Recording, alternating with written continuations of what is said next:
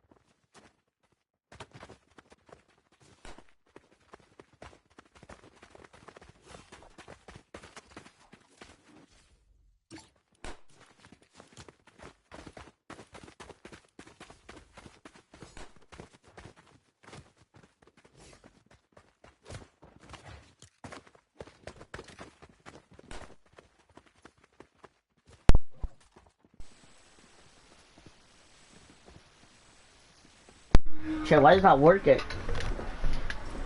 What's happening? Shit, what happened to the broadcast? Broadcast, some shit. Why is it not working for me? The heck? I'm gonna try and do it again.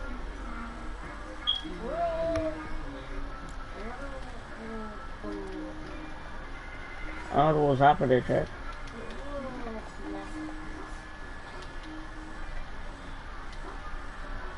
Yeah.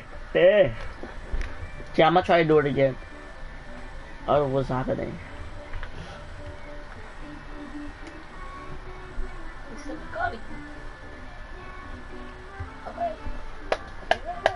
Now I don't know who won game number 2. I mean game number 1.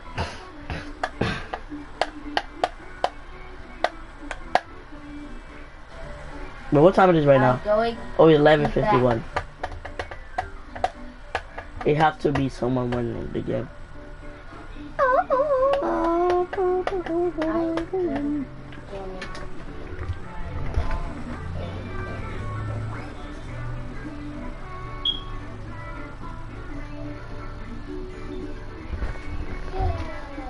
Yeah, look at me.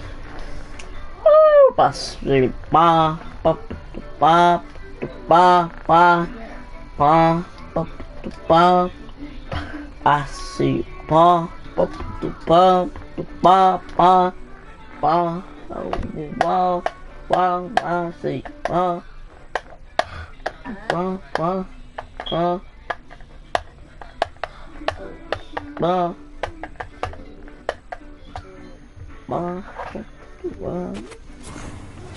Still here, he's still alive and fighting. And he did just that. Let's go, FSCS is back, baby. FSCS. In that sort of top 5, consistency. Okay, who won game number 1? Right? Because when you have the Let's see. clutch, even when you have these games that maybe don't quite go your way in some of those movement zones, they're going to be more than fun. It's really interesting as well to see Seti clutching in that endgame, because I think that in recent times, one of the issues that he's had in trios and in duos with Cammy is Cammy's always the one who's normally there, surviving, having to clutch things out, and now we're getting to see actually Seti, that game sense coming to the fore and seeing what he can do for his team. So long may that continue as we head into game number 2 with Taco and Takata.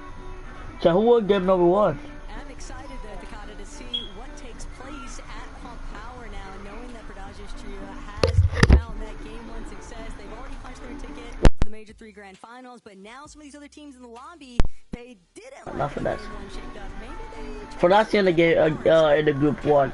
Not be surprised at all, because there was literally 9 trios contesting each other on that north side of the map. So now that you have one of the north POIs more free, it's time to kind of see who is going to try and claim it. Even at Flooded Frogs, after being contested, a lot of rotates came through, but the battle bus is ready. So let's get into the second match of the day. What game 1? I'm confused, man. expect that Is it for that? for some of these teams, you know, I think it's for that, right? Game 1 jitters fully out of your system. Alright, let's see after this game. Kind of turbling through these lobbies. Game number 2, As chat. if you're Game number 2 start now. Game number 2. Who's gonna win game number 2? Let's find out. We got replay. This is us for fight right now. Who's gonna win the us for fight? Dead or 1? Shit on. Dead or 2? Shit on. I mean, never mind. Yeah. They might win this because they have a shotgun. Directly underneath, Exnata and repairs. Got the bulk on the slurp barrels. Shit on. And they want to keep Fuck this outta ball here. rolling here, Takata, but it might come to a little bit of a pause here. Turtle and Marco were so split from each Supernova Academy. Looking good, honestly. Turtle, if he makes it out of that, I'm going to be impressed as we look at Supernova Academy. And Kidoi kind of chilling. I did see on the feed the Turtle went down, so we'll see how that kind of ends up for them. But Oh, this was fast though for Biggies. Just immediately bringing down Gobal. That's kind of what you expect to at Supernova Academy, but those early 2 eliminations, the quicker that you can clear out a contested drop, the easier it's going to make those path rotations and whatnot all the more smooth. But Pump Power has been claimed by Plazi's trio. And now to see if they have the same level of success. Yeah, I mean, the issue is when you're dropping a different POI, you kind of got to switch up a little bit. You're not going to be as efficient in terms of your early game strategy and your rotates, but having such a strong POI is not something to complain about. As now the issue with, fights taking longer, Flooded Frogs being in the most contested section of the map, it means a lot more potential for that third party to come through. Is Mr. Savage in Group 1, Group 2? We'll see how they end up playing. They know the third party's Or did he here, even so qualify? no surprise attack happening Like what? anytime soon, but I think Mugger or play a Mr. lot Savage. safer now and use a bit more materials just to get around. But for 2 separate teams at some of these drops, Takada, some of them have more menacing plans. Rick Nada lurking, waiting, hoping, gonna wait for the last member. Instead, it's gonna be an opening shot, but it's a turnaround. Rick Nada punished. The moment that they exposed themselves and they didn't find that initial knock onto Fede, that was the end of the line. They were immediately both eliminated back to back. Hey, respect the effort though. The 2v3 was kind of difficult, but Fede got the job done. As we look over at Demon's Domain, Ping Malabuka Walks were hitting some incredible shots in the last match, already at 93 points. Just kind of set themselves in stone for the remainder of this group. All they kind of got to do is what they're already used to. Honestly, I wouldn't be surprised if we see them taking home a win in this game or even the next one coming soon. But Dexy, Eclipse, and Fly, we talked about them earlier. They successfully got these 3 eliminations at the start of game 1, but repeating it might be easier said than done. The way that they're tackling this battle, though, it's the smart play. Just side by side, challenge these walls, and easily go for the open shot. I mean, 1 versus 2 situations that Dexy, Eclipse, and Twy, they're more than comfortable with taking those. But Twy now needing a little bit of backup here, instead trying to crank up for his life. Needs a moment to reload, but Eclipse going down. That is a big response out of Matez and Seziak. And it's also going to delay the outcome of this fight. And that's where things become problematic, Takada, because another team could very easily enter the conversation now. Not only that, they're on one of the corners of the map, so luckily enough they can see the zone, but if it continues pulling as south as possible, just going to kind of delay their whole match. And Dexy knows this, as the aggression is going to come through. Twy almost has been cracked, but has done the same amount of damage on the receiving end. As the group up comes in once more, Twy's going to be forced to heal and even disengage now. Both of these teams are practically out of materials, Takada. They've been going at it for so long. And even though they can both tank the early Stormtick damage, that's not the problem here. It's just the fact that Dexy and Twy, Matez and Seziak, one of these teams is still going to have to make a play for the reboot, man.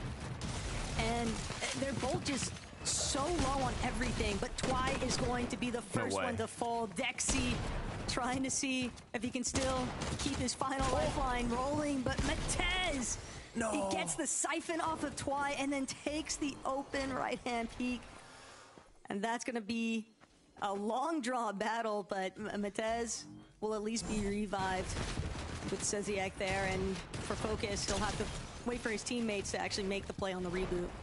Huge pump from Matez. That was a huge connection. Incredibly close. Shout out to Dexy for almost clutching that one out, but after the siphon was acquired and Dexy had no more materials, he ended up going down to the right-hand peak like you mentioned.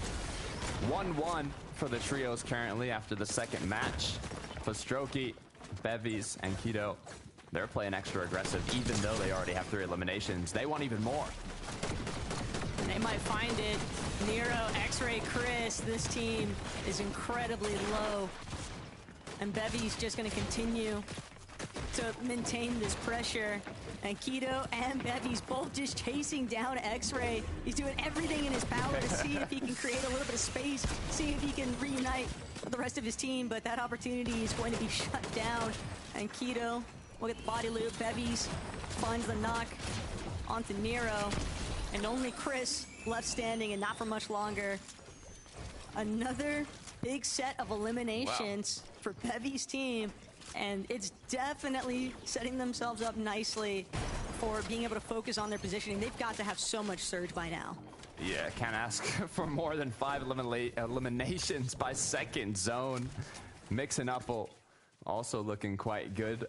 We'll see where this zone ends up pulling, but so far the loot has been acquired, and I'm curious to see how much mobility they have. The issue with kind of that surfboard is it's really easy to get tagged when using it, so you don't really want it as a late game mobility item. It's good now in the early game to kind of, loot, make sure you're efficient in your pathing, but later on you either want the dashes or the mist form, so hopefully they'll continue to kind of find some of that as the game goes on.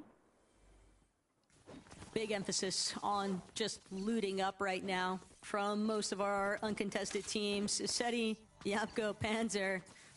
If anybody was questioning, but then again, before I get ahead of myself here, Takada, it is only game 1.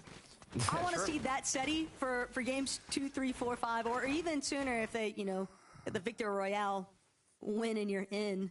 That's always a nice condition to go in on, but I do love that we're seeing Seti be so proactive even when he's left in that kind of solo fiasco. 100%. He clutched up a good amount of points. They kind of fell apart when they were going out the layers to second height, but even then, they already kind of staggered themselves from the previous refresh, so it was a bit of a difficult rotate. Good news is they're still 4th on the leaderboard. I mean 3rd if you count the trio that already qualified through that win, so like you said, it's only game 1. We don't want to get too ahead of ourselves, but looking at Tripper and Strapped and Hellfire, they managed to kind of take shots back and forth on a bit of a surge base, but yeah, it looks like they still have it once again. It's just very easy for Tripper to cover a lot of ground using those geysers, and no surprises. The surge base is off in the distance, on par with the same elevation practically as Rift Island spawning in, and several teams all having to essentially keep tabs on those elevation holds. You never really want to be caught up in any kind of crossfire, teams that are looking for those surge damage tags while you're just trying to make your open-ended rotates. Utopia City now also being a little bit gutted, as is tradition. Teams wanting to make sure they have as much hard material for future rotates.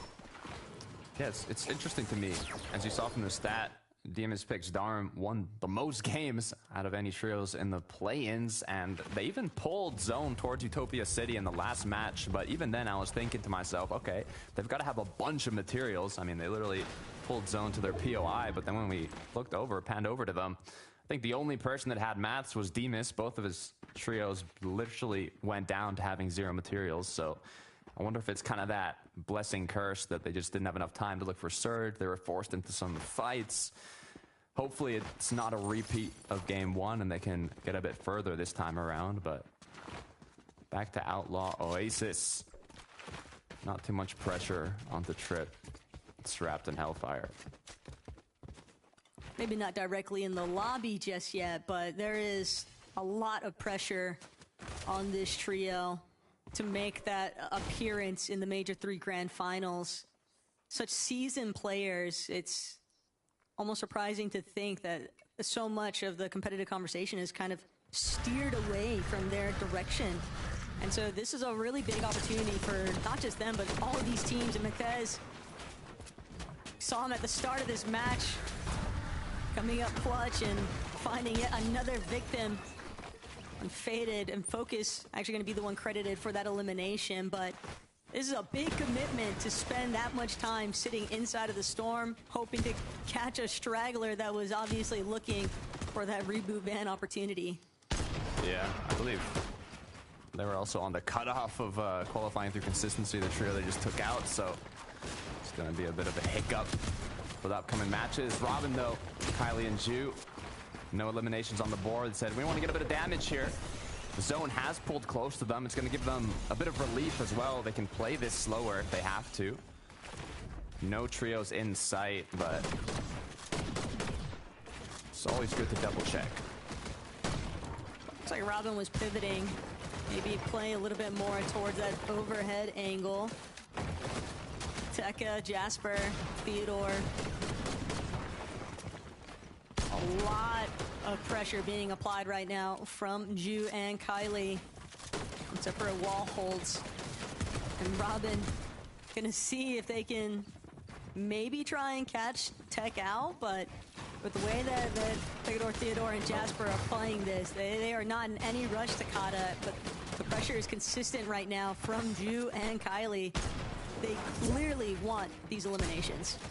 Yeah, from the looks of it, Jasper and co are being hunted right now as they just kind of try and survive and take some shots back and forth, but half of their base is in the storm, so they are just kind of taken away slowly as Robin's just waiting for an angle. One big pump is all it really takes to give you that kind of confidence to continue pushing on through. You don't want to take any risks beforehand when the HP and shield is equal between the trios here. So it's all about just finding angles and waiting for one slip up. But you got to have one of your teammates, if you're the aggressor here, just keeping an eye out around you, making sure no other trios are sneaking up or looking for that third party. And you can see in the mini-map, there is one player doing that, so no worry of getting third party. Continue the pressure. Good job just kind of doing damage back and forth. That was even a win in my books from the fight, even if they didn't get a single elimination. Well, for Kylie, forced to disengage, has to go play for heals. We saw Jasper holding on to that med miss too. So smart move from Jasper's team. They're gonna opt to just rotate completely out of the line of sight. That's why Ju's trying to ramp up a little bit higher, trying to see if they can still get an additional tag or two. And Ju, even more intent on just keeping this fight going. He's not done He's yet. gonna chase down Tech, Jasper, and Theodore. He's just holding the zip line hostage. He is not letting this trio out of sight. Chug Jug buff, not worried to lose a bit of HP for the potential extra damage. He just has to be careful with the shots fired back. Issue for Tech and co is that they're going to use so many materials just from this one small engagement, as now not only are they on the lower side of the elevation, but I think they had what, like 300 builds, 200 builds, some of them. It's just not looking good at all. Robin now looking to spearhead, leading the charge on chasing down Theodore and Jasper. Just trying to wait for an opportunity to get any sort of additional tags onto Tech. A little bit fortunate there too that Robin wasn't able to connect with those kill switch revolvers, but with the way that they are pinning down Jasper's trio, they've got to make sure that they don't wind up getting hunted themselves, because we saw another team kind of holding out, hiding alongside where Robin's at on the mountain span. And this could get problematic for Ju's team. Oh. Even more still for Jasper, though. They had no idea about that third party intervening, and they're just going to get picked off immediately. Yeah, they will be able to pick up Jasper here, I'm pretty sure, but once they make it into zone, they are going to be not healthy at all.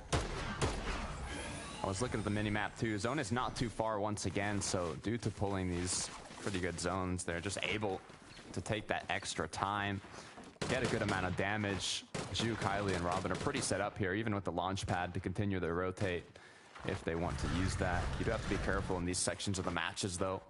When so many trios are kind of in clusters, you don't really want to take those launch pads or use those types of mobilities that kind of open yourself up to take a significant amount of damage. It's also about just trying to monitor some of the other teams that sort of pop up in the horizon. Clement, Snazy, and Ice. Saw them take a stab at trying to hold high ground in game one. think things could definitely get pretty interesting when it comes to height if they're one of the teams still left in our late game. And Tayson, Atris Chicho, they're also looking to just get a late game run after having a little bit of an early checkout from the first game.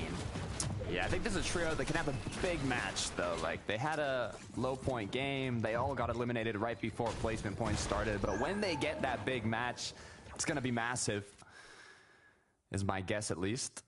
As we look back into the Storm once again, 302 below. Odin, Hero, not looking too hot. Trap Tripper and Hellfire, though, they had so much damage. They were really just trying to chase this team for additional material refresh, but so much damage has already been done.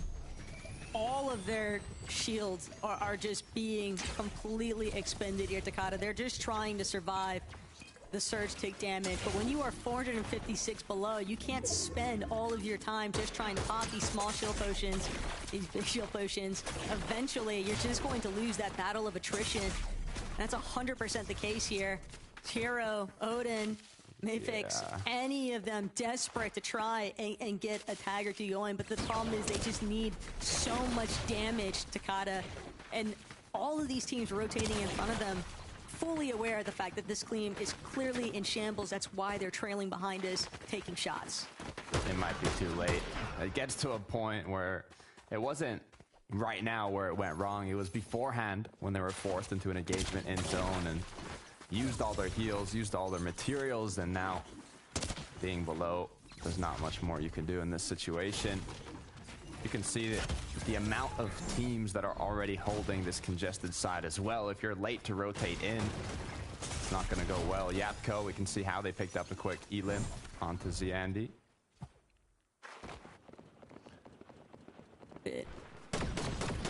Malabuka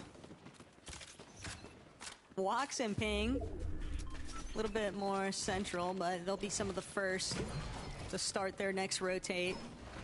Sitting 304 above, and they know there's going to be a good amount of teams over the next few seconds that are just going to be surging over ahead of them. Snazy, Clement, and Ice, though, height is the last thing on their mind right now. It is purely for survival, and Snazy won't be able to withstand the lobby focus. Just too smothered by all these teams. And Chicho, Tayson, Atris, they're doing what they can to continue to apply pressure, clear out pathways for where they want to move next.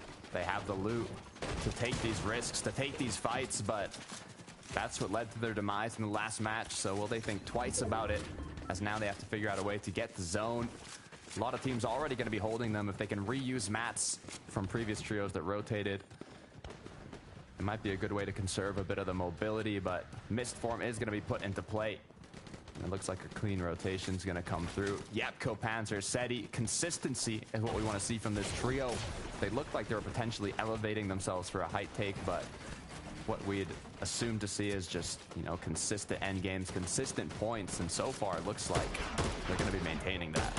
They fanned out a good amount of space there too, and directly next to them, great minds always going to think alike. Malabuka walks and ping, paste, and potentially kick off, but Tripper and Hellfire, Trap, that plentiful amount of surge damage that they once held on to, just kind of jumping back and forth, but they're still maintaining above the damage threshold, and that's the real priority here, Takada. But they're going to need a refresh. Those loadouts not looking the healthiest.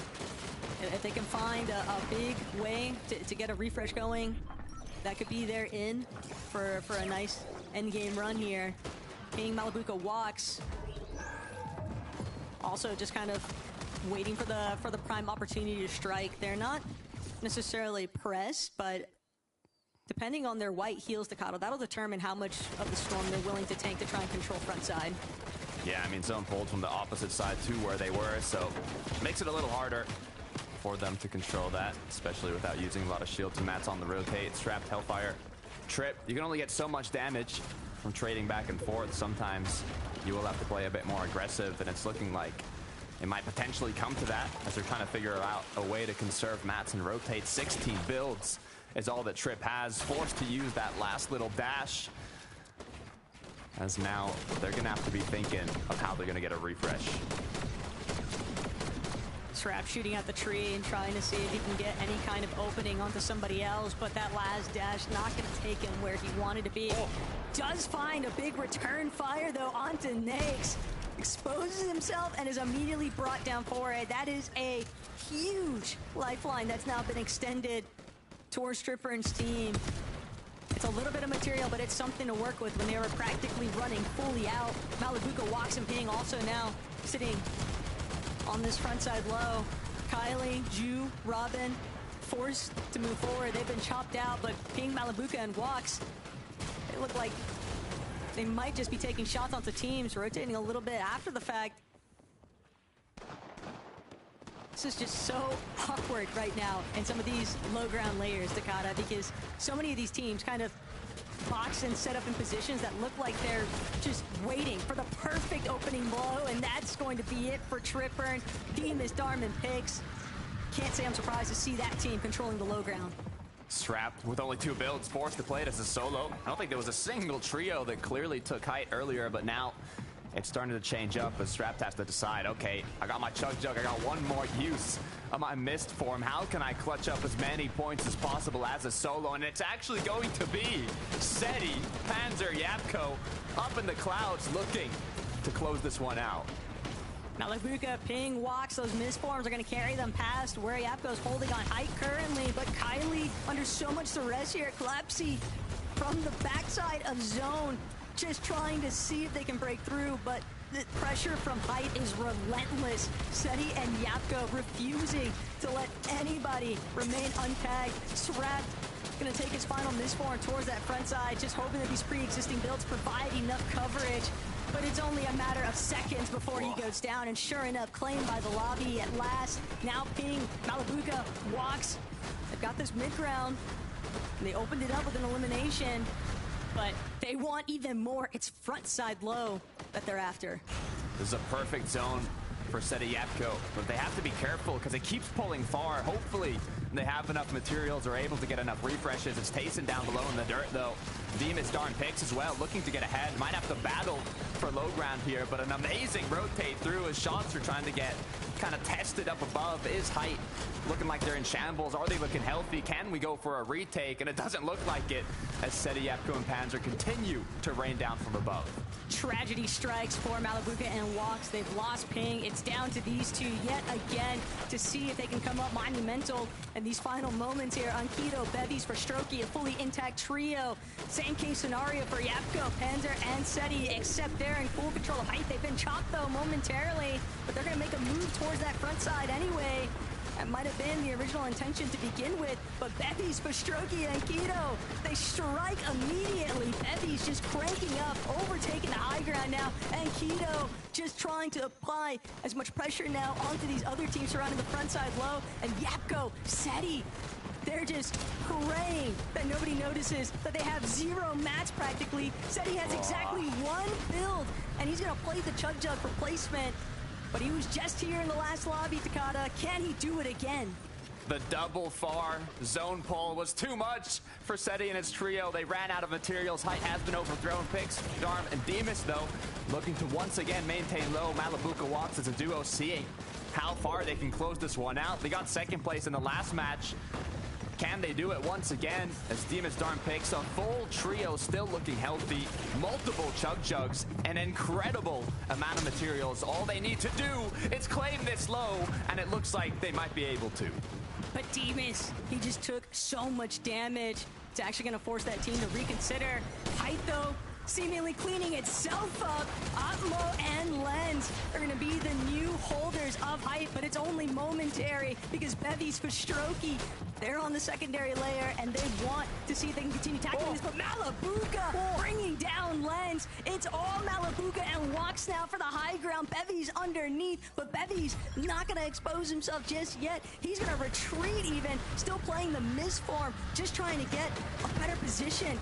Since he knows that he's a solo, he's got have to land every single shot. And Malapuka walks pressure practically off of them entirely. They still have these misforms left to work with. But once he's not going to be able to make it. Malapuka, he's going to opt for the heal-off play. He's got 2 medkits. And wait and see whether or not Pigstorm and Demus can outlast them. It's a full trio down below. If they're able to have the heal off, it might be enough. Chicho, though, saying, I want to secure as many elims as possible as Demus is forced into the aggression, goes down to zone. It's all up to Darm down below. Now Chicho going to get that siphon. No medkits, though. No hard heals as Darm with the double chug. 30s left. Is it going to be enough? The 1 versus 1. Chicho's desperately hunting for anti-heals. Medmist to avoid taking damage from Storm, but it looks like in the end, Darm, Demus, Pix are going to close out game 2. They both had the exact same idea to play the misform to avoid as much storm pick damage as possible. But you're just looking at an HP differential. That's really all it boiled down to there. And for Pigstorm and Demus, Takada, they made so many well-executed decisions throughout that end game. And I think it started, I don't know if it was 8th or 9th zone, but we saw them actually tanking frontside low ground with a Megmis grenade. And that shift in their positioning where they were able to get away from all of the clutter building inside of those mid-ground layers because of those chaotic overtake and jump-ins for height. And Pigstorm Demus, they knew they're just going to drop to us. Whoever is unsuccessful with going for height is going to be dropping to low, and that's where they operate best. Exactly. Their eyes were set on low ground. That had to have been some of the most high ground retake back and forths we've seen in a minute. But in the end, Pigstorm Demus took it home, and we're going to take you right back to the desk with Frankie, Levin, and Minnie. Well, these guys are going, they don't need low ground. They're going all the way to the Major 3 finals. Demus, Darm, and Pix doing what we knew they would. The inevitable victory royale coming their way, Levin. What a game. What a game. What a performance. These guys, textbook Fortnite being played, playing where the space is, looking for the advantages constantly, and just, you know, walking the lobby down, right? Taco mentioned it. I think it was first movement where you saw them just go for that tank play, took front side. The rest is history, right? They just had low ground control from then on out. And when they're combining it with just perfect aim along the way, yeah, well-deserved win from them, Minnie. Yeah, you have to be a really, really structured team to play like these guys play, and this is exactly how we expect this team to play right there in the end game. Chicho did a great job to stay alive for as long as he did as well, but Darm just having that ability to understand that the heal-off's going to happen. Let's get those chug jugs together. Let's let the other two try and frag out. It works so well, and it's a bit of deja vu, actually, because last Major, they qualified through Game 2 in the group stage as well, so they seem to like Game number 2, apparently. Don't know what it is. Get a feel for the lobby. Yeah. I'm loving seeing these guys back on top again. I have a feeling that they're going to be getting more than one victory royale come the Major 3 finals, although that obviously is next weekend. We still have 4 more games to play out in group number 2. But the keys to Utopia City are now free. Who is going to be claiming them after this break?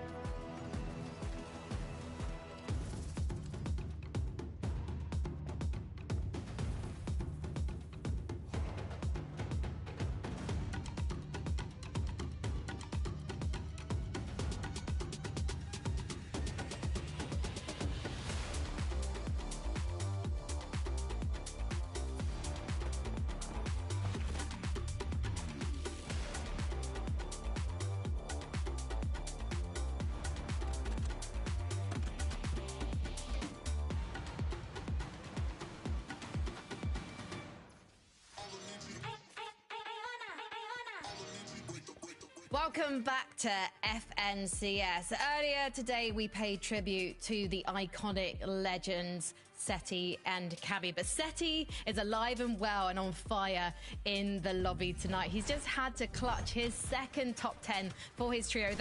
That young gun of Panzer and that experience-wise Yapko haven't quite managed to make it to the end game with him. But no matter, because they're winning some serious consistency points here, Mini Miner. Yeah, they made it to went the end for... game. Yeah, they made it there. Consistency points, yeah. Yeah, I mean, consistency points is... Yeah, these guys will be fine with consistency points. So they're playing like this, taking a height, trying to play it as much as they could. They played it really well, Evan, actually. It was just another matter of materials. There was another team that decided to go up there, and it was a bit of a problem for them at that point. But if they can keep making these end games, they'll be just fine at the end. Yeah, I did want to watch the replay back and see what happened because their high hold looked so strong. It didn't look like anyone would be able to take it from them. But we know in these types of lobbies, people are going to cycle their way up there. Any sniff you give them, right? But regardless, they're in a great position. They've been the second most consistent team on the day thus far. And I think we can expect to see some top-level play from them. And thank you, Frankie, for clarifying that Seti is alive. I was getting worried there, you know?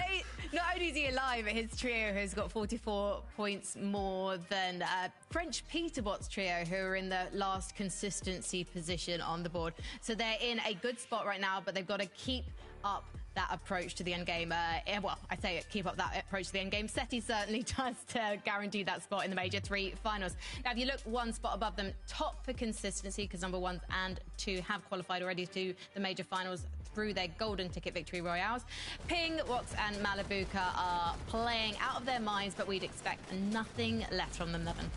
Cerebral performance. And honestly, this feels like the most Ping, Wox and Malabuka performance like ever. Like, this is like, they're just having like very textbook games of themselves. You saw them being aggressive there on the chop. You see them in endgame playing on these high levels, being a nuisance to team on mid-ground layers. But another key staple of this team, just 2 of them alive. Like, how many times this year, Mini, have we been analyzing these guys going, mate, they are so scary when there's just 2 of them. Imagine if it was all 3 of them the whole endgame. And now back-to-back games where that is the case, Ping gone down in those moving zones. So hopefully, you know what it'll be? It'll be the one game where all 3 of them are up in, like, you know, 10th, 11th zone, and that'll just be the game they win and it's done. Yeah, that's all they need, right? It seems to be a problem that they're having at the moment, and it's not necessarily a problem when you have all those fraggers in there. I think it is the sort of result of their play style. They're very aggressive. They're trying to go for those pre-hits. You're always going to be susceptible to receiving damage at that point. I think it's just unlucky that it's Ping every single time at the moment so far. So if they keep playing like that, they'll be absolutely fine. That's the 3rd and the 2nd for them so far. So consistency if it's not a win. I was very relieved to see Tayson, Chicho and HRS having a really fantastic game as well, because we didn't talk about them in the pre-show, and I feel very guilty when we don't mention Tayson being in the lobby. Chicho was absolutely the star, though, in that end-game situation for these guys, Midi. Yeah, and we couldn't talk about them in game 1 because they went down really early on. 22nd in that game. Chicho stayed alive for a very long time here as well. And that's just a showcase of a great team, a team that can come back from a really bad game, Levin, and prove why they've got so much experience, prove why they're some of the best players in the lobby. And, of course, Chicho himself doing such a great job at the end. Yeah, now Frankie was spot on. This guy stole the show. He was flying in this one, popping off, keeping his team, you know, up there in contention. You have to remember, this is a team we're going to see at the Global Championships, right? Like, so we will be seeing them there.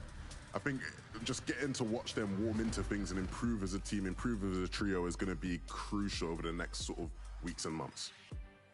We take one last look at the top 10 before we head into game number 3. Interesting to see some names I'm less familiar with, the likes of Lens. We saw them making a play for the high ground, got swiftly put in their place by Bevies and then Malabuka, Wox and Ping.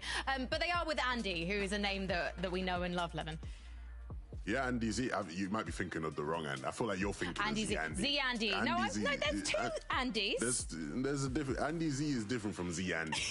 I just want to make sure, because I'm assuming it'd be Z Andy, but yeah. Okay, well, let's head to Okata and Akko to get game number 3 underway. Thank you very much, Frankie. 2 games down, 3 to go. Look, I'm just waiting for Malabuka or Tayson to get one of these wins. I mean, the 2nd place 13 elims. Malabuka, like Levin was mentioning, they're always up as a duo. The moment we see 3 of them up, I think is the moment they're going to close out a match. Well, if they are a couple of teams that manage to find Victory Royale wins here at Takada, that could be a huge benefit for some other teams outside of that consistency threshold right now on the leaderboard. You'd want teams in that top end to essentially qual already, but we'll get to see what happens actually in Game 3.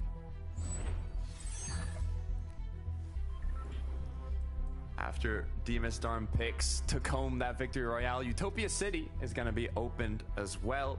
They were uncontested, so will the trio take it? Will they not?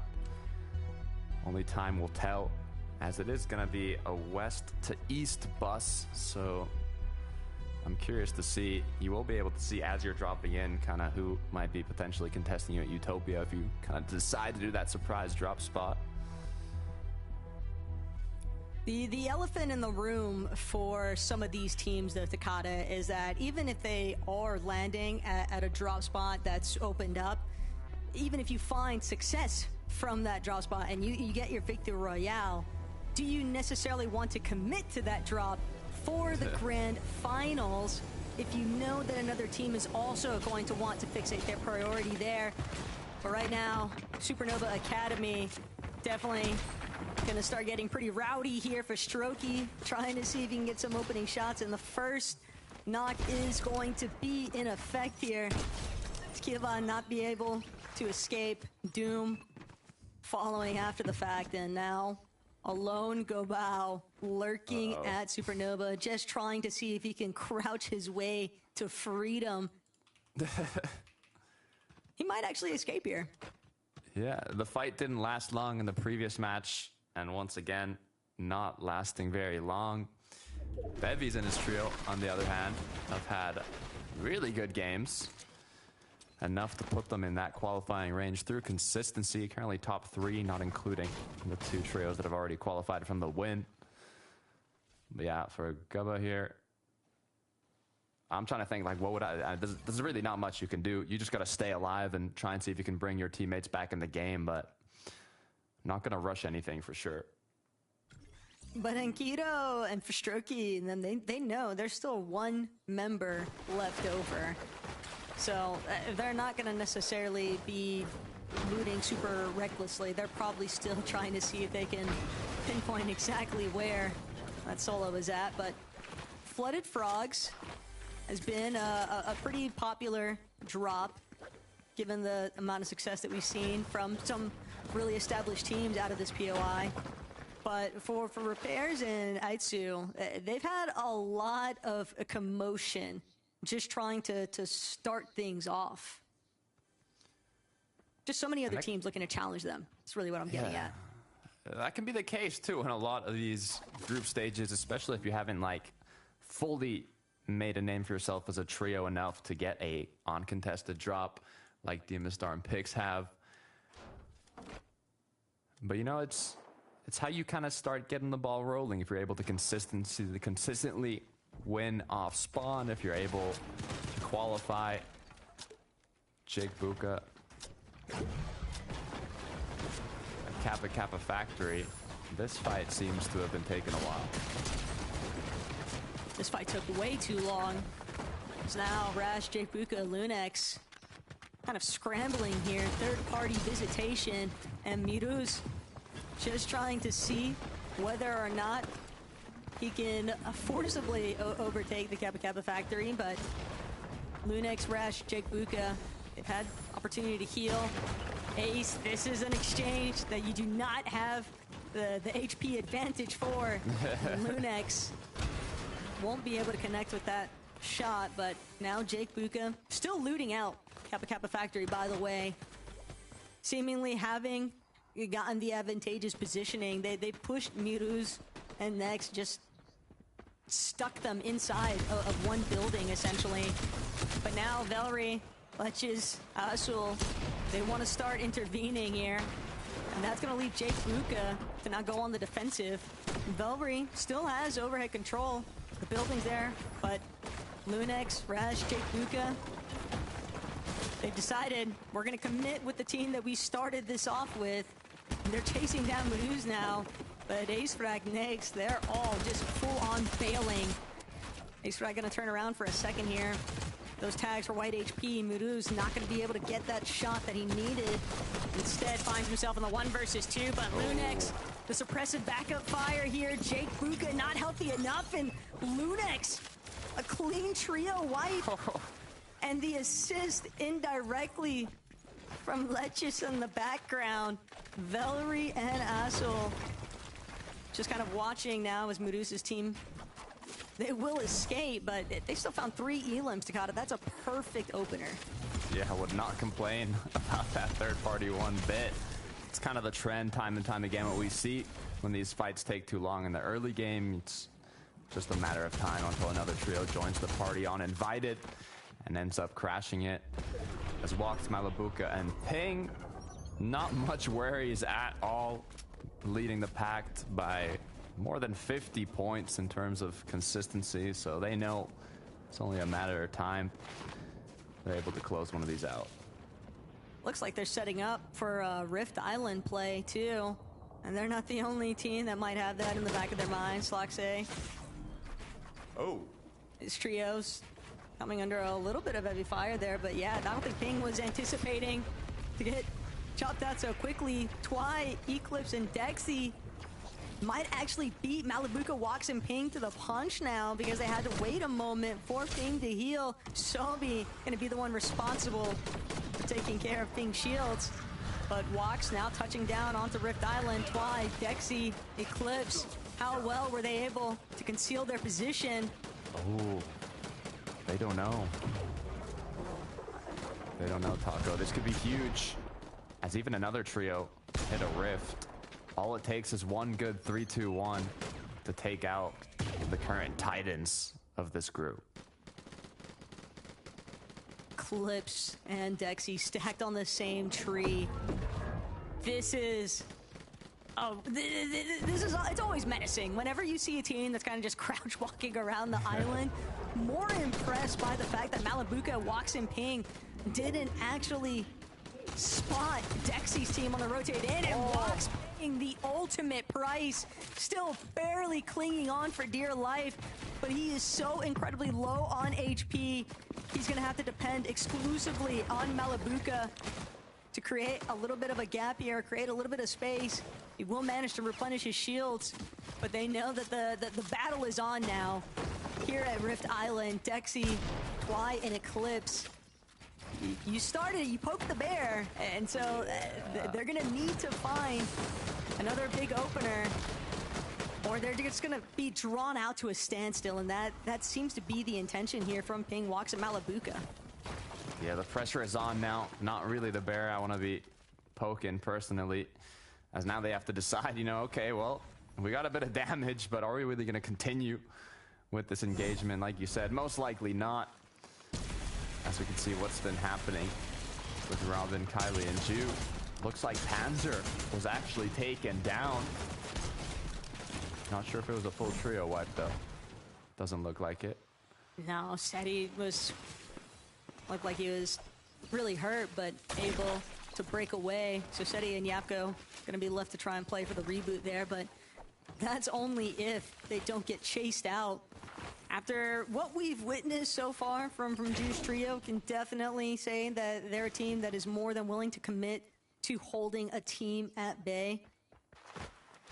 Seems other issues picked up here instead, though, for Seti and Yapko. It's not Ju's team. Instead, it's going to be Plazzy, Lixium, and Izzy. That's going to cut them short of their attempt to try and dip back into the storm. They're going to fight this one out, but Plazzy, not the opening shots that Seti needed. An early departure from Lobby 3 here. Fortunately for this team, though, they've built up a good amount of consistency points to start things off on the day, Takada. But you know that a team like Seti, Yapko, and Panzer, especially for Seti, he wants to prove himself, having split from Cammy, that was the right choice after all, and yeah, just has to wait it out.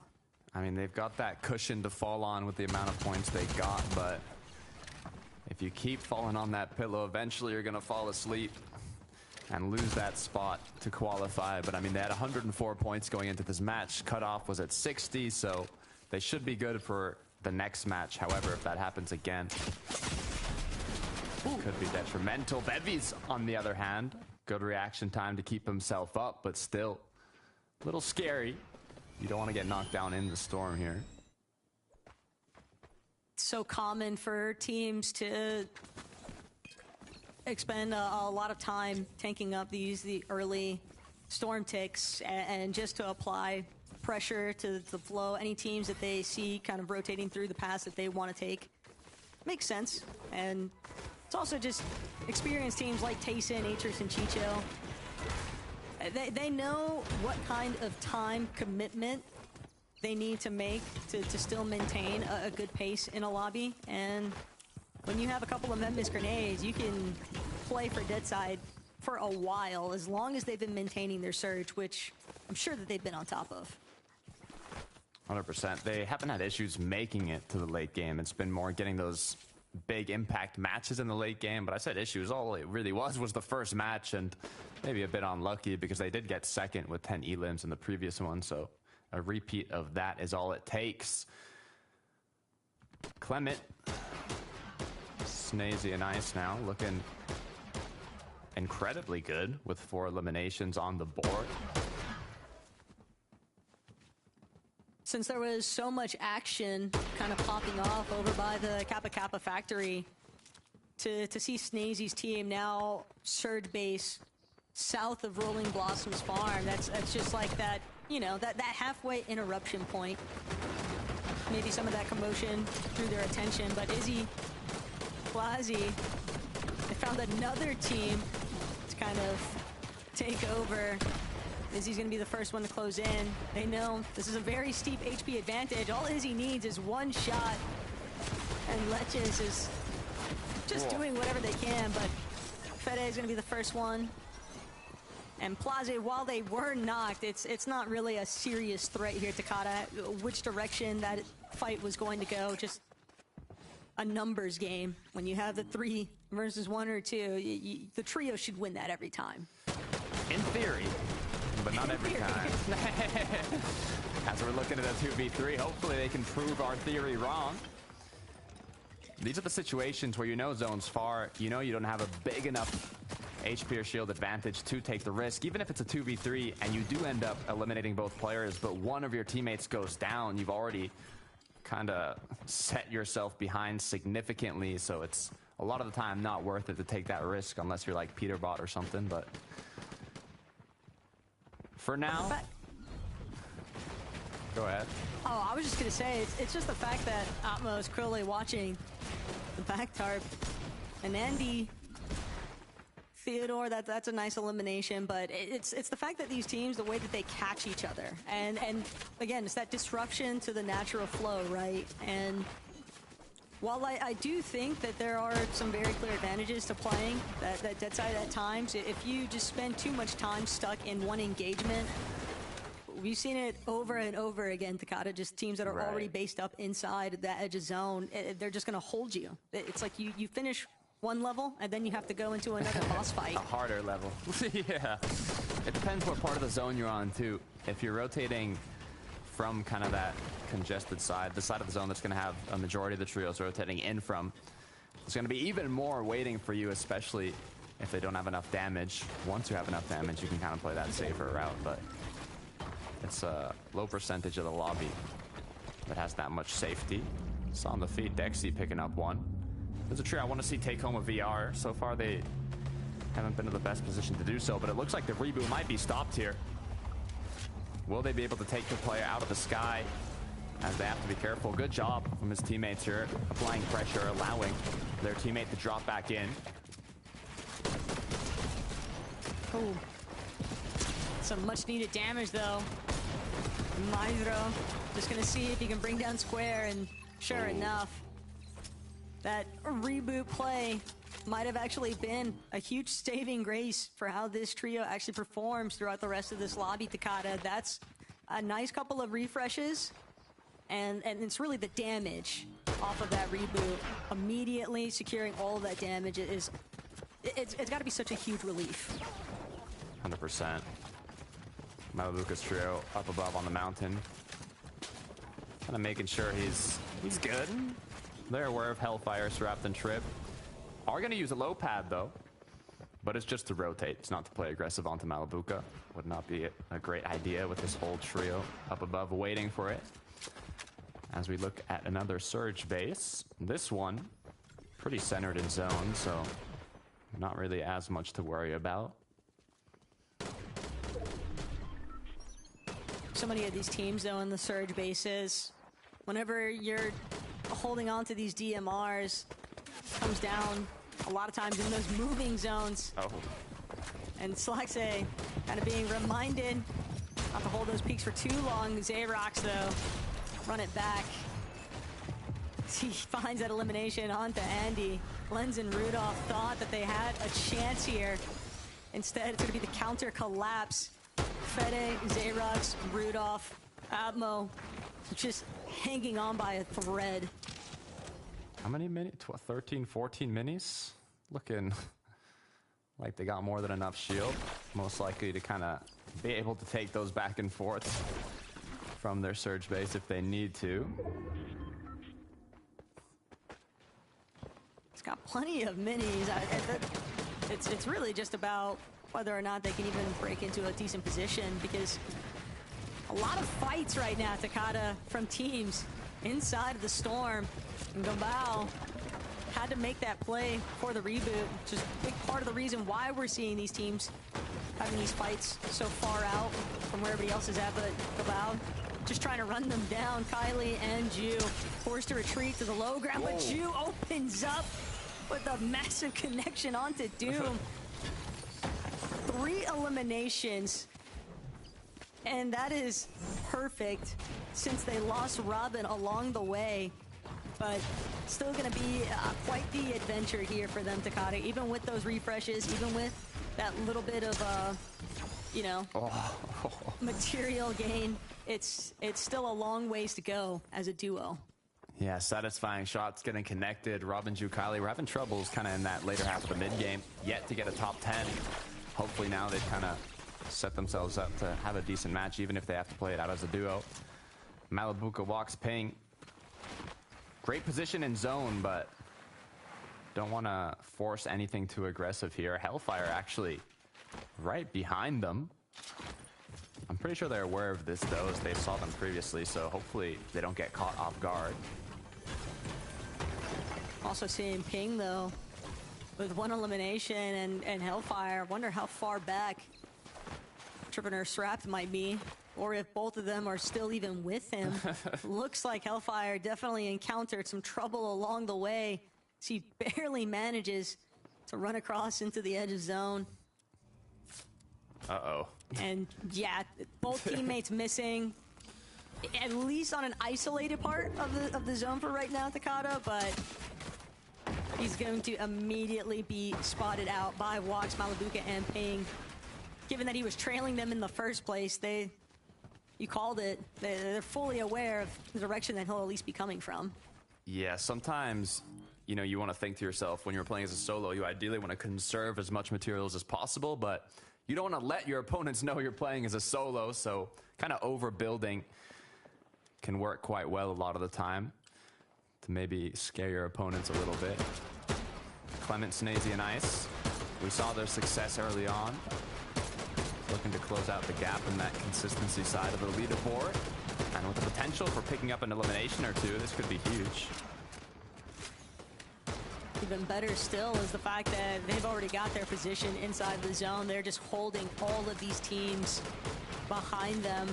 And Clement also just trying to keep tabs on the fact that they don't want anybody starting to build on the opposite end of them, potentially preventing them from rotating the way that they actually want to.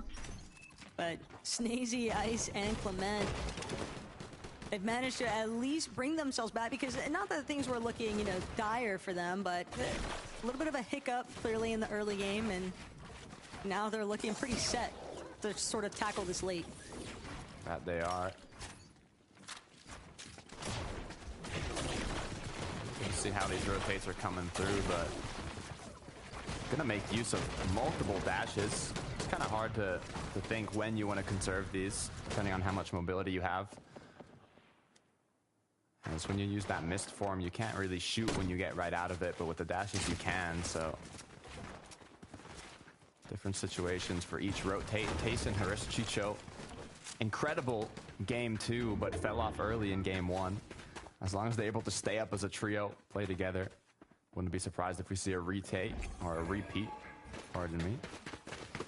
Look, we already knew that height has been relatively contested over the past couple of lobbies, Takada, but when zones are pooling over such open space, spanning out next to the Rolling Blossoms farm, these teams that are trying to get the mini Surge bases alive, but it's more about Sobi just trying to apply pressure, keep teams away from infringing on their current holding spot.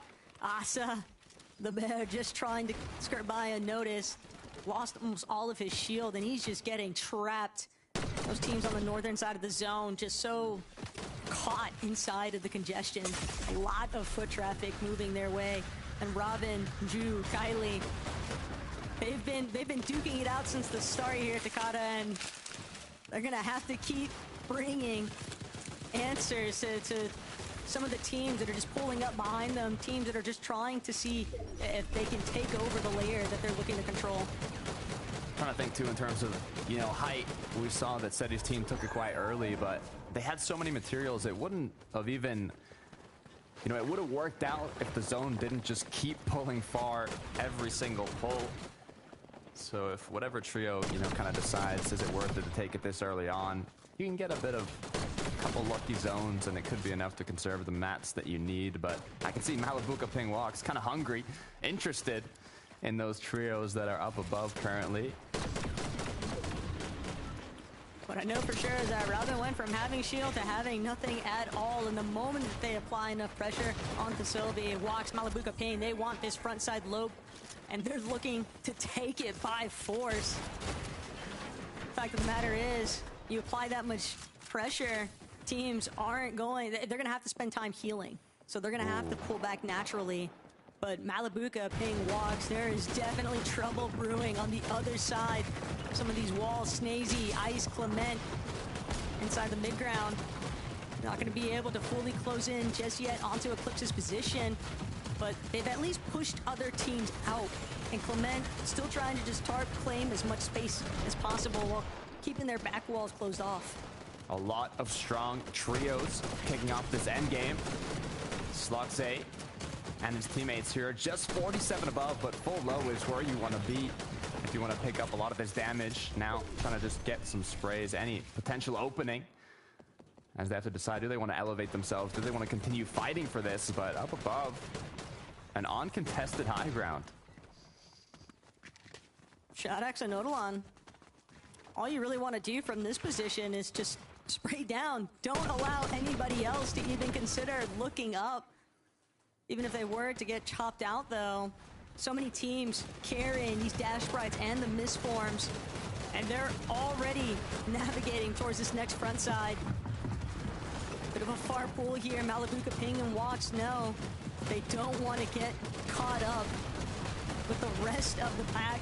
They're trying to see if they can get some good pot shots to kind of clear out an opening, and Robin falling, Walks getting credited for that one with Ping. And that's definitely the green light here for Malibuca Ping and Walks. They want to commit to this low ground territory. And Clement left in tatters, just barely holding on for dear life.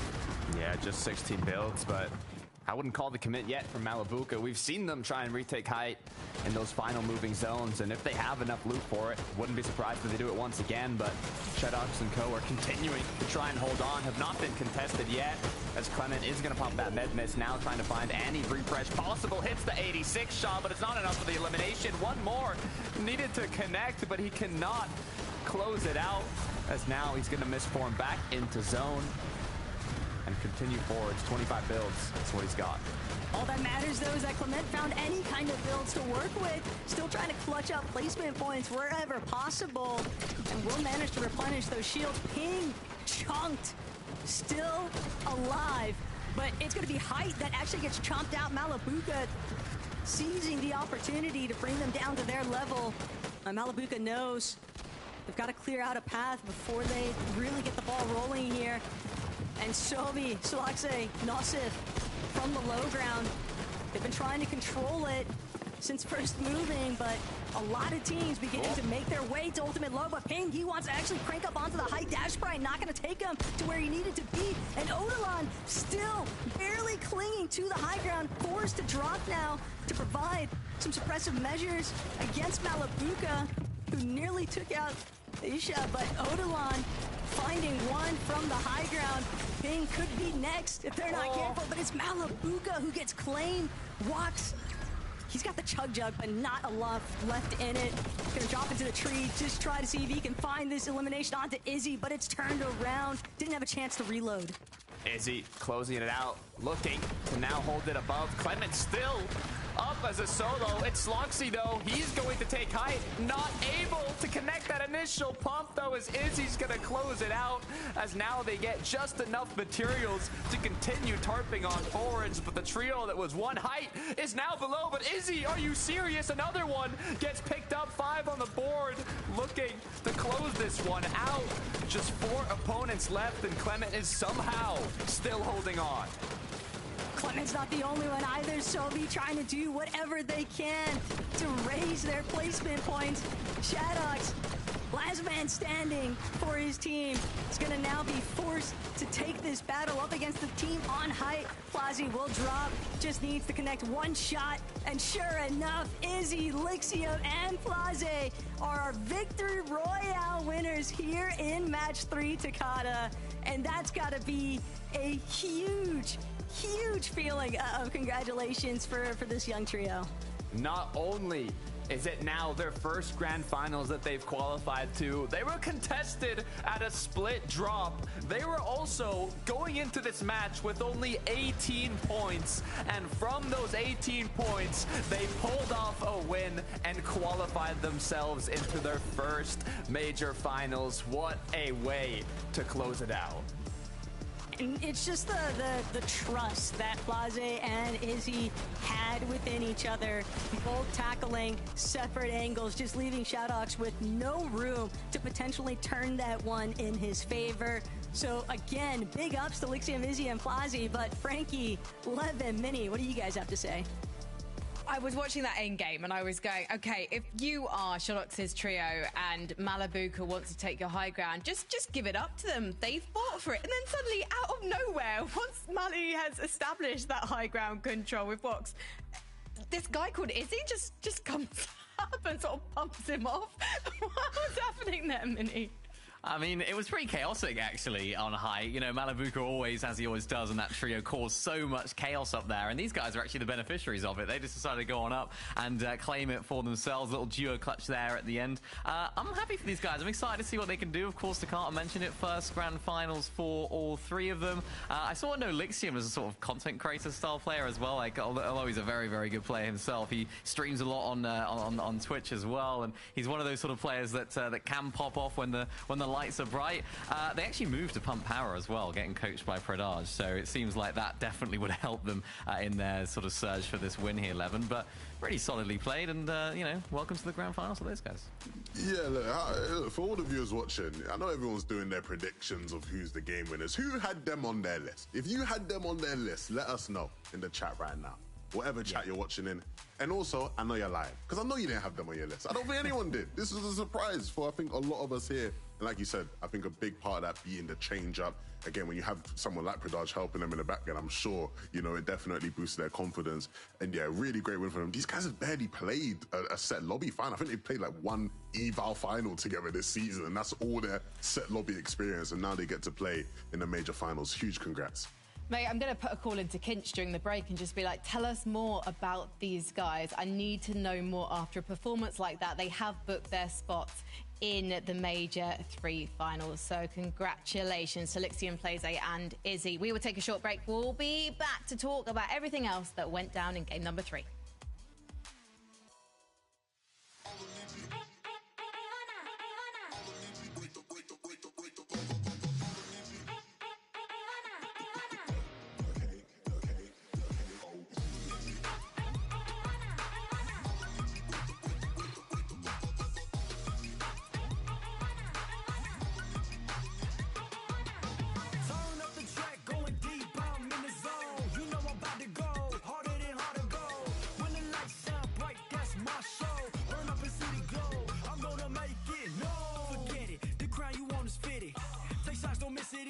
you gon' regret it. Before you crawl, know I'm running it all. I'm built up like a pharaoh, now they praying that I fall. Through shadows, been burning through these battles. No weakness in my body, need to know you better ask somebody. Already, I consume the patty, it's plenty, I leave a penny for thoughts about how I'm living. Ay, turn up the track, going deep, I'm in the zone. You know I'm about to go, harder than hard to go. When the lights shine bright, that's my show. Burn up and see the glow, I'm gonna make it. No, it's a rap, got the match built like a pro. You know the legends go, harder than adios. When the lights shine bright, that's my show. Burn up and see the glow, I'm gonna make it. No, me off the top, no way. I came and called my name. I gave my life into my place, earned everything that I claimed. Nothing ever could replace me. 3-4-3-4, square dance on the floor. This is not a ball, I'm above it all. Start, I see my glow up, where you supposed to go. Post it on the low, can't lose and find the go. Leave me in the zone, I take your mind and then I snatch your soul. Turn up the track, going deep, I'm in the zone. You know I'm about to go, harder than hard to go. When the lights shine bright, that's my show. Burn up and see the glow, I'm gonna make it. No, I get it, they love my whole aesthetic. But God, so listen, told you this ain't hypothetical. Answer the call, prove this once and for all. Can't reach me with an arrow, summer nights I never fall. No cattle, the goat don't wear a saddle. Go riders off my body, cut them off, they acting sloppy. Already, I consume the petty. The vision's 2020, believe your eyes are winning.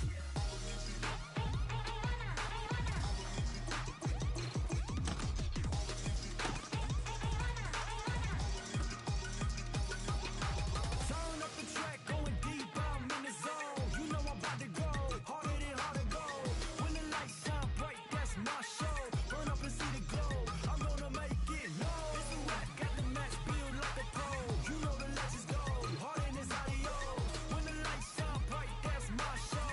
Burn up and see the glow, I'm gonna make it. Turn up the track, going deep, I'm in the zone. You know I'm about to go, harder than hard to go. When the lights shine bright, that's my show. Burn up and see the glow, I'm gonna make it. No.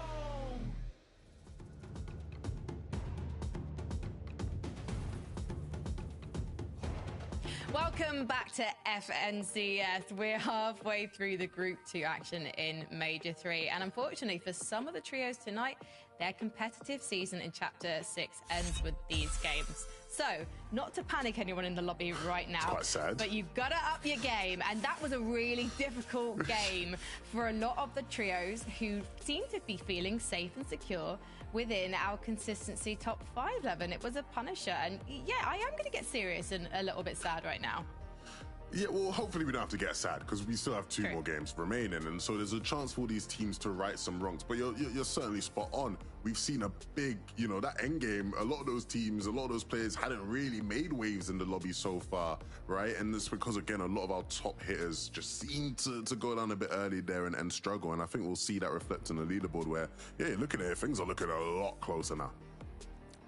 Yeah, I mean, looking at this, this is the sort of point where, you get teams that can really press on and really sort of cement themselves in the major finals. You look at Ping, Wox, and Malibu. I mean, look at that, 205 points. They're already sort of booked their spot, I guess, in the major finals. And they're a team that I'm particularly excited to see in the major finals because they're performing so well today. I mean, the way that they're making their ways through these mid-ground layers, doing exactly what we expect them to do, and also just doing that consistently as well, finding these end games, despite not all of them being alive. I thought Ping was going to go down again here, Levin.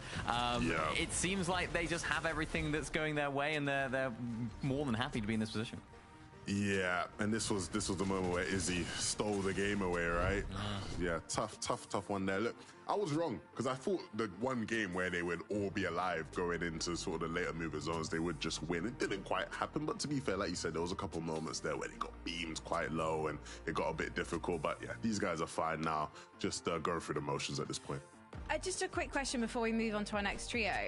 Mini Miner, looking back at that, do you think that actually Malibu's trio should have maybe backed off from the high ground because they were taking a lot of damage and heavy losses to try and claim it in the first place? And this is a team that can play from anywhere.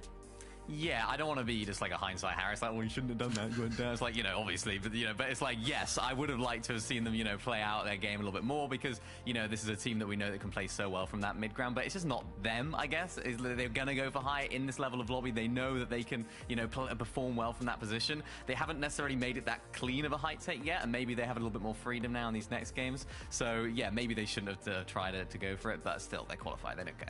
Couple more games to go as well to make it into Major 3. So let's talk about the fortunes of the French. And one of the reasons is not only there is this trio inside the top 10 now, Clement's trio, but obviously they want to get through to the Major 3 finals possibly more than any trio in this lobby, because if they don't get through to the Major 3 finals, they don't stand a chance of qualifying for the Global Championships in Lyon 11-2K. Yeah, look, we got to start really having these types of conversations now, especially for our French players, especially for very historic French players. Snazy and Clement, both players who understand what it means to play on stage in front of, you know, fans that support you. You want to be doing it when it's in Lyon, when all the fans there are going to be, you know, fans of you and at least people who back you, your countrymen. So hopefully these guys can start to do it. And if Clement can keep clutching like this, he's going to give them a fighting chance, Mini. He really put the team on his shoulders in this game. Yeah, and that's so important when you have teams that are, you know, falling down. We saw Malibuca doing that so well when Ping was going down. Some of the best teams just do that. They perform well when they're a solo, when they're a duo. We saw Chicho doing it earlier on, and they need to have those performances in these games because there are only 5, so you need to make the most of every single one. And look at them now, second on the consistency leaderboard. They're by no means up in the sort of realms of Malibuca, but what they can do now, consistency, keep it going now for these last 2 games, and hopefully they'll find themselves in the Major 2 finals. Or Major 3. Well, let's take a look at page number 2, because after the second game and a fantastic performance from Chicho, the superstar, Tayson, Hurrictris and Chicho found themselves inside the top 10, but unfortunately they've had a couple of, I don't want to say disastrous because that's a very strong word, Levin, but they've had some not great times, and it's costing them. Yeah, well, look, I don't think we should overreact. 3 points out, you know, like they're still on that bubble, and with 2 games, I think you're right in that, again, when you get to crunch time now, you can't afford to have bad games, right? So now we're going to have to see them close things out here. But I think they're a team that definitely can do that. I'm still not too worried about them just yet. One really good game from them, I think, would put them in a comfortable spot. Yeah, we saw very similar in game number 1. They had a 22nd in that game, then they bounced back in the very game after. So, again, hopefully they'll try and find some of that momentum, try and find some of that sort of ability to pick themselves up and do the exact same thing again, because that's exactly what best teams do. Well, let's see if they are up there with the best as we head into game number 4 with Taco and Takata. Thank you guys so much. And yeah, game 4 on the line here, Takata. But for a team like Tayson, Hurrictris, and Chicho, even though they're right there on the cusp of being outside that consistency threshold for the leaderboard, I don't think they're feeling too pressed about it. I mean, we're talking about a team that's already qualified for the global championship. So Major 3 Grand Finals, surely they've got it. Surely, right? Still a little scary, though. They're only 2 points off that cutoff. And not only that, I mean, Seti is only 3 points inside of the cutoff currently due to that last match where they ended up going down with no placement points. Game is ready. Let's get into it. Look, even if people aren't concerned about Malibuca, Ping, and Walks because they've locked it in for consistency, if they get a win here, Takata, it is a massive benefit to everyone else looking at that consistency portion for the leaderboard, because you're just going to push it one position further out. And given how up and down some of these end game moments have been for a handful of our teams, a lot of the teams that are left over in this lobby right now, their only option is to send it for a win. Yeah, could be everything. We're already past the halfway point. Like you mentioned, the last 2 matches are to be played out. It's difficult to know kind of what you should do when you're in that mid half of the leaderboard. But if you're at the lower half, we just saw a trio go from having 18 points to qualifying to the major finals. All it takes is 1 win. But if you're a trio like Clement, already in qualifying range, looking to represent France at the global championship, you want to make it happen. And these last 2 matches, a lot of pressure's on your shoulders. But momentum is something that the analysts touched on. And Levin called it. Clement has been playing out of his mind, and that kind of confidence shift too, it can apply like an effect to the whole team, right? The confidence boost that Snazy and Ice are surely navigating this fourth lobby with, and it's indicated also in just how they're looking to approach that battle over by Outpost Enclave. But Utopia City, we knew that it was going to be left up for grabs. Marco, Endelix, Turtle, one of the teams trying to stamp their name on it. They've had quick success in the early game, but also quick demise at Blooded Frog. So interesting to see them here now in Utopia City, which was once Demonstorm and Pixis, now being contested by two separate trios. This match is crucial for setting themselves up, but you don't want to take too long, especially with the amount of trios that are kind of up north, which eventually might be rotating down. You have to be able to close these fights out quickly. And both of these teams, even if it's not their natural drop, there's always going to be that semblance of familiarity. Granted, there's also that little layer of hesitation that's kind of involved because both these teams know, hey, we need a win, and if we go out early, like we're about to witness happening to Matez, Z-Andy, Robob, they just had the better exchange for positioning here, and now Faded. So actually kind of find himself in a turnaround position here. Focus just refusing to budge from Canyon Crossing. Oh. Even with Twy, Dexy, and Eclipse now rolling into third party. Yeah. If you're Dexy, Twy, and Eclipse, you're thinking that you want that win. Same with Raban, Z-Andy, and Faded. They're kind of on that lower half of the leaderboard, a bit away from the cutoff, so you can't really afford to go down in the early game here, but you need to set yourself up for the late game, and for that, it's okay to take a bit of risks if it is looking for those eliminations or just damage from a fight. But Eclipse, Dexy, and Twy, a little bit of repositioning. They saw another trio above. Got what we came for. Let's get out now. And Z-Andy, you can kind of see what sort of kick-started this whole exchange. That Elim onto Seziak, but Pump Power and the likes, Miruz, Negs, and Acefrak still looking to try and control this position. They had to fight for it though. That's obvious with those two early eliminations, but the earlier you can secure those elims, the easier the surge is going to be. But for Square and Fanda, they're just hoping that they can even manage to squirm away. Doesn't look like that's going to be the case though. Uppel just fully closing in now. Big shot. Gonna get connected. Quick one tap for the elimination. Now the 3v1. Thought for a second he found him, but once the builds came through, it was confirmation. You gotta be careful though, as shots connect from the opposing teams. Is it gonna be enough to make them want to aggress? Two trios sandwiching Mixon and co. As Uppel might have made a sneaky play here in the bush. Oh, they see him though jumping out of it. This could be detrimental 3, 2, for Uppel. But instead of the 3-2-1, it's gonna be a dash right on in, and it's actually gonna pay off as Uppel gets knocked. And they might even continue forwards.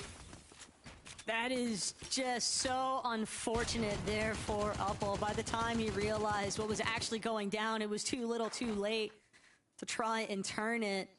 Mixon immediately senses that the better idea here is to just fully dip back into the storm, try and create a little bit of space here. But for Twek, Lars, and Mindro, they're trying to see what more they can actually pick up. Huge damper there though for Mixon and his team, just because you already had 3 elims. Fortunately for them though, the members that had most of the surge damage are still up and running. Looking in the storm now. Burke. I'm curious to what happened here. The reason for them being behind was some quick elims, it seems. as those important shots being connected early on are everything in these fights. Chicho and Strap staring each other down. Good exchange. This is a bloom battle and a half right now for Chicho and Strap. Yeah. However much surge damage there they managed to acquire along the way. At least for right now, it looks like Chicho is definitely on the positive end of that metric. Guys cleaning up the surge. Very exciting back and forth.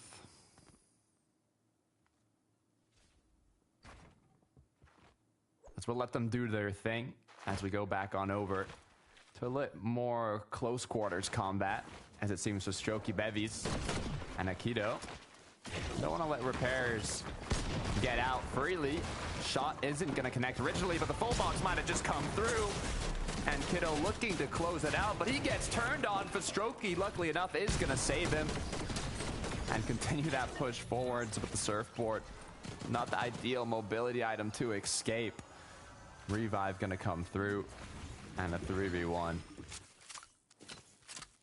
Ooh, and Bevies just waiting. Aitsu really nowhere left to run. Bevies now going to begin to chase this one down. For Strokey right next to him. And it's Aitsu heading back up to the high ground, thanks to that misform. But with Bevies, for Strokey, and Akito, Akito might be reconsidering though.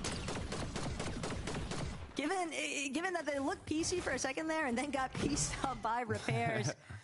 And Akito having second thoughts, just going to leave that one up to the rest of his team. Aitsu just delaying. Bit of a nuisance here, really. Buying as much time as he has already, forcing Bevies to just continue monitoring him, continue hunting him out. But if Bevies isn't careful, he's a little bit spread away from Pastrokey. If he doesn't find that immediate elimination, we already saw repairs manage to turn one in his favor. Doubt that Bevies wants to meet a similar fate. Yeah. How much is this one elim worth it? And Bevies, now he's fully committed. They're not going to let him take Porta Potty to escape. And then Keto, credited for 2 of those eliminations. A big time sink, but it pays off here for Strokey's team. Yeah, the amount of damage is going to allow them to play safe now. They're already in qualifying range, so a free ticket to the end game. As now they just have to play it out. Ping walks Malabuka, continuing to put themselves on that island position. This time probably a bit more cautious, as they almost got snuck up on in the last match, but no trios sneaking around them this time, so gonna continue doing their regular strat. A little bit of noise for Mixin, Uppel, and Focus. Caught, but Migro, Lars, and Tweg, they're just so persistent. Have to wonder if they're worried about their surge damage threshold. Seems like they've been chasing after these early eliminations so heavily, almost as if they feel like it'll be the catalyst for converting this into a Victor Royale lobby if they're successful with these early exchanges. But the Lars having to reconsider here. Mixin, Uppel, Focus now looking to close in entirely, and it's only Migro holding back for the moment. Uppel, Mixin, and Focus fully aware of the fact that it's Twek overhead, and one of these teams is going to choose to disembark a little bit sooner here. Mixin, Focus, Uppel just made it clear that they have no intentions of budging right now. Yeah, once you get to these final matches, it's a lot more likely that the trios down below are going to play aggressive in the early game, as they need a big game to put themselves in the major finals. But it's also going to cause the Storm Surge to not hit as hard, as a lot of players will be getting eliminated earlier than usual in this group stage. So shouldn't be as much of a concern. Teams are just always going to be willing to commit a lot of resources if it means having established control around some of these sprite shrines in the mid game. No surprises though. Heading back over towards that southeast section of the map, that's Snazy, Clement, Ice in a surge base, and this will continue to be a reoccurring theme in the competitive landscape, because teams fully aware of the fact that these bloom battles are there. It's almost like a practice range. Yeah, quick training, you know, before the late game starts. Make sure your DMR aim is on par with your opponents or above. I like the way Fastrokey, Bevies, and Akito are looking for Surge, though, playing a lot more aggressive. Already 4 elims on the board. They shouldn't really have to do any more, to be fair, but as they get closer and closer to this trio, hear the footsteps, they might be realizing, is it really worth it? We're just kind of here to refarm our hard mats, get to an uncongested side of zone. We don't need any more eliminations. We're already in qualifying range. Just a decent match is what we want here. Oh, for Seziak, though. That's a big pickup, finding Z Andy, because you know that was a team that was having to play off of the reboot. So to open up with a quick elimination right after being brought back into the lobby, it's always a promising opportunity that team is sure to try and take advantage of. But for Tripper and Srapta and Hellfire, we keep catching glimpses of them, but we're not really seeing those endgame conversions, Takada. Not yet, at least. Hopefully, in these last 2, they can lock in. Tayson doing a good job farming mats, it seems. Which, you know, makes sense. They've been making it to the late game. They've been having a good amount of loot. There was just one quick hiccup, but I mean, I guess almost 2. The issue is that one big game is only going to take them so far, currently being 2 points off qualifying range through consistency. I wouldn't be surprised if they take home a win, but at least put themselves in qualifying range after this match would be ideal to alleviate a bit of the pressure. You've mentioned it, though. They are qualified to globals, but you can't use too much practice. Also, just never want to be the team that's already qualified globals and you're missing out on some of the best practice leading into the event with the Major 3 Grand Finals. But only 2 lobbies remain here, Takada.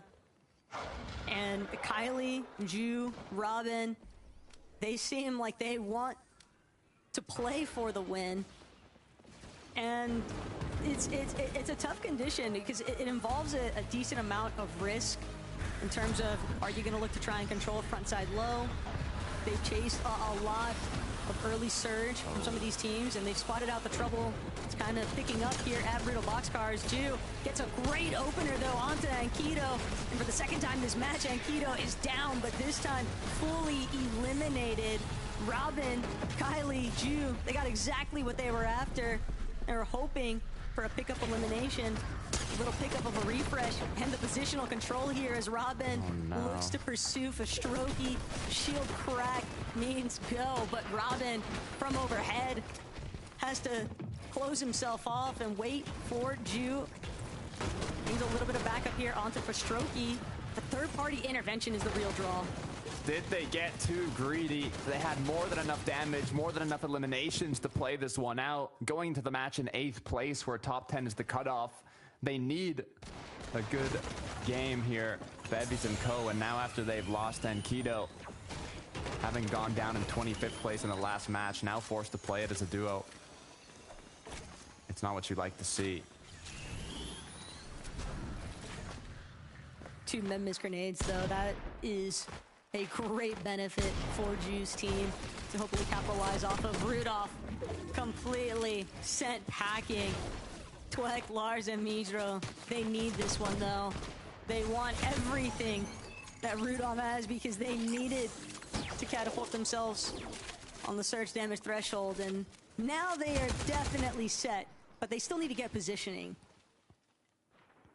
That can be done, though, as Vox, Malavuka, and Peng don't have to worry about positioning. The Prime Mountain here, especially if they pull it back, is actually up will Mixon and Co. who have it, but Malabuka said, that's a nice position. Wouldn't mind it myself. If If they're able to get enough tags to cause them to build, maybe use that opportunity for a quick retake. They know that Mixon, Uppel, and Focus are distracted because team on height, you're always going to want to prevent teams from rotating around you, kind of controlling flow of the lobby. Mixon getting chopped out now, though. Too much attention sent their way. Walks, though, definitely feeling the pressure. Lost a good portion of his HP there. We'll have enough time to bring him back up, but it's evident. So many of these teams, Takada, they're looking to get fixated in some of these elevated positions like Eclipse, Dexy, and Twy. They've got a lot of space to work with here, too. Yeah, it'd be nice to see this trio close out a win. This is the most setup I've seen them for one throughout the day. Good amount of elims, good amount of mats, loot, kind of everything put into play. Now it's all about them. Seti, Yapko, and Panzer, on the other hand, they've done a pretty good job, but just one hiccup in this 5-game format can be everything. And that is what ended up happening, them putting them on that cutoff to qualify, so they cannot afford another one.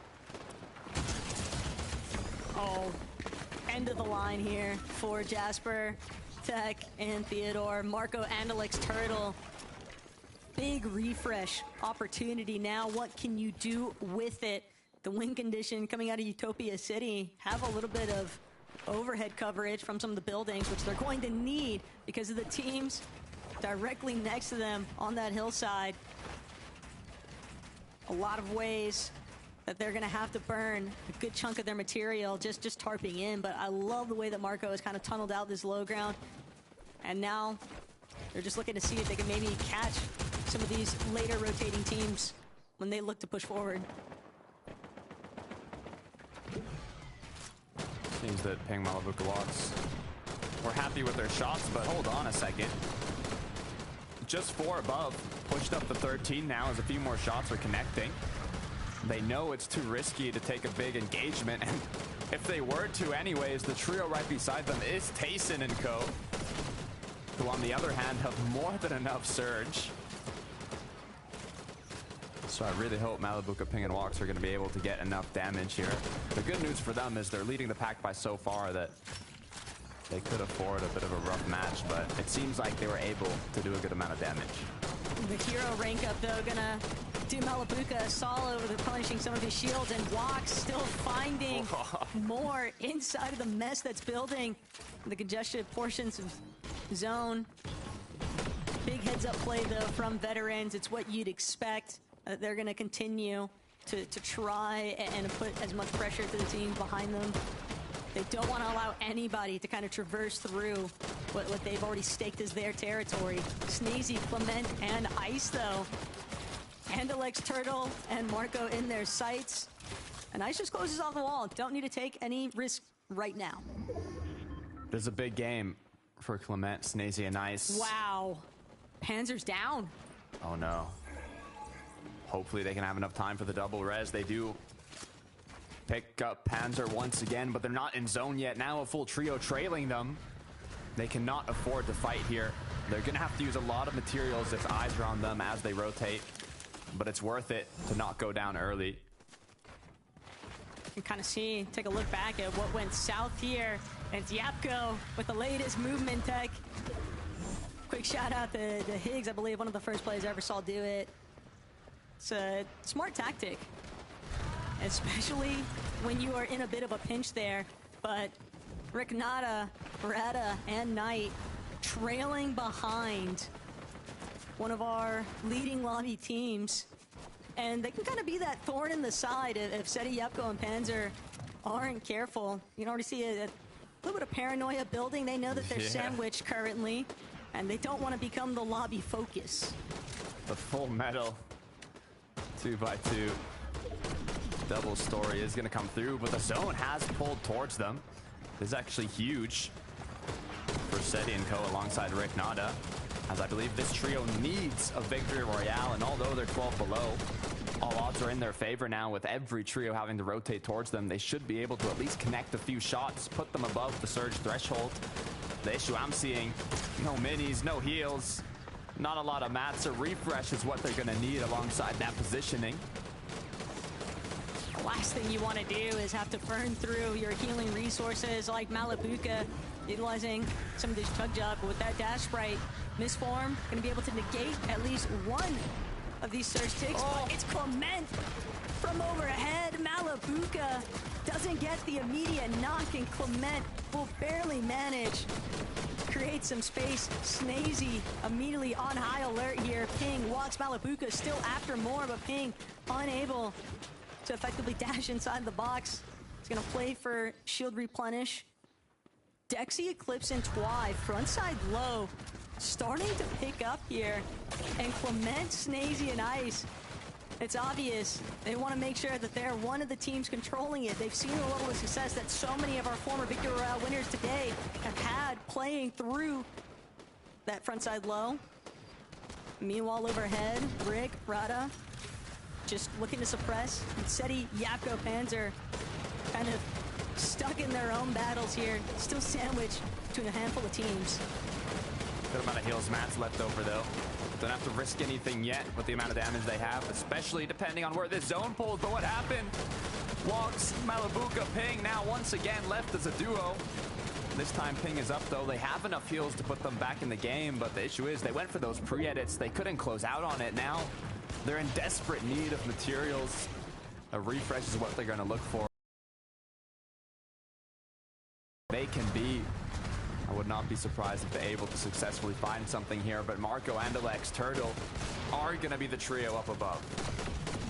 Hey, if nobody else is going to look to tackle height, why not us? Marco, Andalex, Turtle, they've taken note of where Dexy and Twy are at, but walks with the invisibility medallion from behind. Rick caught, and that is the ultimate refresh right now for Walks. Gonna immediately see if he can reunite with Ping. Even as a duo, they can still make some big moments happen here. Chicho, Tayson, Atris, frontside low, but things are starting to run out. Material count, not the healthiest, not where it could be at, and Tayson, he knows they're gonna have to set up for a pre-edit and fight. They know how important this match is. It's gonna come down to this pre-edit. They're looking for an angle, looking for an opportunity. Meanwhile, you can see Walks continuing to stay up with Ping, clutching out point after point, showing why they're leading the pack on the leaderboard. But Tayson, Paris, and Chicho are running out of mats quickly. They have a quick farm here, but what they truly want is that big impact frag, those couple eliminations to put them back in the game as they have to continue to play backside of zone.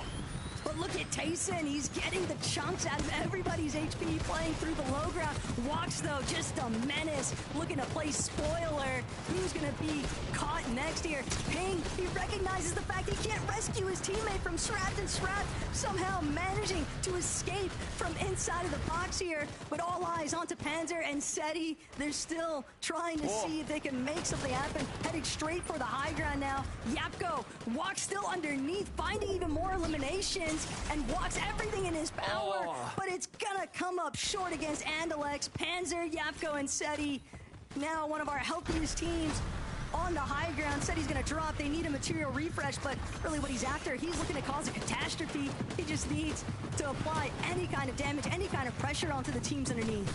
Mats is what Seti wants. Yapko's up above. He said, teammates, go down, find me.